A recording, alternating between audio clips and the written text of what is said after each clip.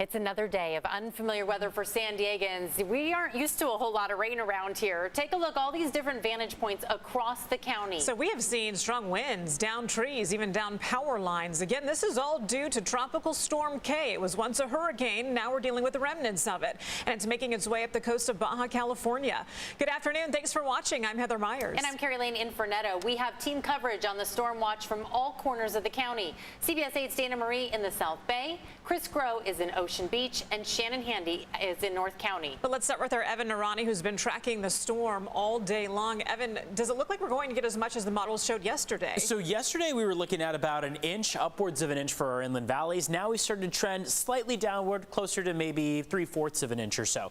So we are still expecting a decent amount of rain still to come through the rest of the day. But most of these models have trended in the lower direction as opposed to climbing higher accumulations of rain. So what we can expect through the rest of the day, most spots have already picked up on about 1/10 of an inch to 2/10, and we will still see a lot more on the way through the afternoon and evening. But no, the answer is we have actually seen a lot of these models start to drop down in how they project our totals to come in over the next 24 and 48 hours. What is that some sporadic thunderstorms are embedded in this outer band of now Tropical Storm K. Previously a hurricane, now starting to deteriorate off the coast of Baja. Closest path we've seen tropical cyclone come in 25 years or so. It's about 200 miles off of our coast, and you can kind of see that whole outer band as it moves in that counterclockwise formation. So this is just a very strong, elongated low pressure system that is now moving in that counterclockwise direction and bringing all that heavy rain our way. Some spots still just running into that drizzle out there, and that will be the case for many spots on the map.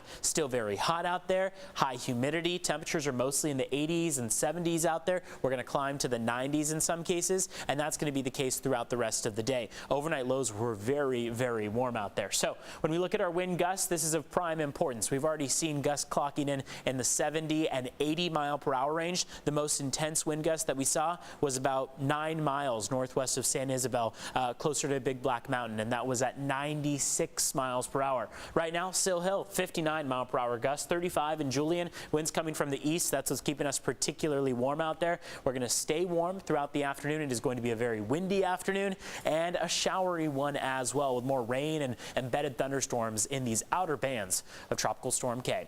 It is 12:03 right now. I'm going to send things out to Dana Marie McNichol. She has the latest on how people are preparing out in the South Bay area. Dana Marie?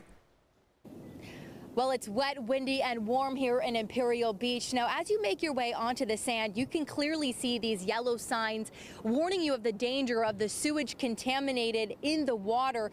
Now, although it's clearly marked, there are still surfers in the water this morning. We actually spoke to one describing the conditions as well as the pollution. You want to get in the water prior to the storm that's coming. It's about 3 to 4. It's gotten a little more chill on it. It's still pretty clean for what it is. It's starting to close out now, and hopefully the pollution doesn't get too bad here. Have you ever gotten sick when you're out there surfing? Yes. It's like food poisoning. In addition to that surfer, we spoke to the Surf Rider Foundation about the health effects water with high levels of bacteria can cause.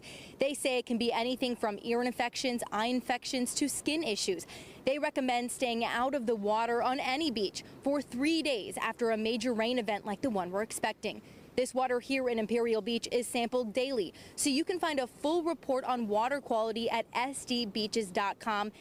Currently, there is a warning in effect for Silver Strand and Imperial Beach due to the high levels of bacteria in the water, so please take note of that. Now we're going to head over to Ocean Beach, where Chris Groh has those current conditions. Hey, look, it's raining pretty good, but nobody is letting the weather rain on their parade, so to speak, here in Ocean Beach. In fact, just met a dog named Goose who just came back from the dog beach. You got people in the water, despite some of those warnings, still getting in their surf. So it is really business as usual here in Ocean Beach. But of course, we're keeping an eye on just how bad these waves are going to be here, particularly with, again, that tropical system as well as the winds that we are already experiencing. We obviously know OB Pier has had a pretty turbulent history, so to speak, when it comes to big storm systems like this. So this is something that we are keeping an eye on. But for the most part, things are pretty calm out here in Ocean Beach. We're seeing a lot of people walking around, many of them actually, weirdly enough, not using any of their rain gear. Some people just sort of doing it the OB way, if you know what I mean. And so this is sort of kind of a relaxed experience right now, but things can escalate. We do know, of course, as we've been saying all day, if you're going to be driving around, whether it be here in OB or in other parts of the county, please be safe. That first rain that comes in on days like today makes the roads very slick. Of course, we also want to warn you, as CAL FIRE, as well as other city leaders, as well as other first responders have been doing as well too, avoid that ponding that gets on the roads as well too. So we're going to be here at Ocean Beach keeping an eye on the conditions as well as the waves and how they impact the pier. But for a better look at what the North County is going through, we're going to toss things now to Shannon Handy, and that's where she is there in the North County. Shannon? I'm here in Escondido on Calle Ricardo and North Broadway. That's where a tree toppled over early this morning. I'm going to step out of the way so you can take a look at crews working out here. That tree, as you can see, took out power lines with it and blocked the roadway. Now the challenge is to get power restored for these 70 customers out here who were left in the dark when this happened.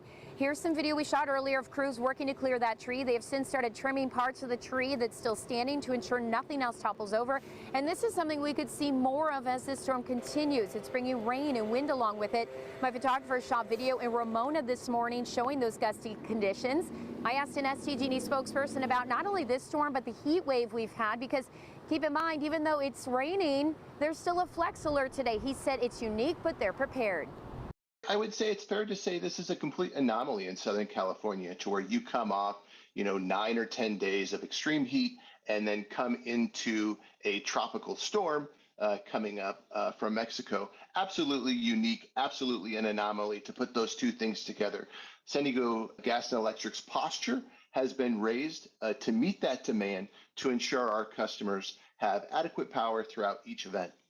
As for when the power out here will be restored, that SDG&E spokesperson tells me hopefully before 6 o'clock tonight. And here are some safety tips to keep in mind. If you do see any down power lines, of course, call them in, but stay away. And if your power happens to go out, experts say use flashlights as opposed to candles. We, of course, will be monitoring this storm all day long. So stay tuned to CBS 8.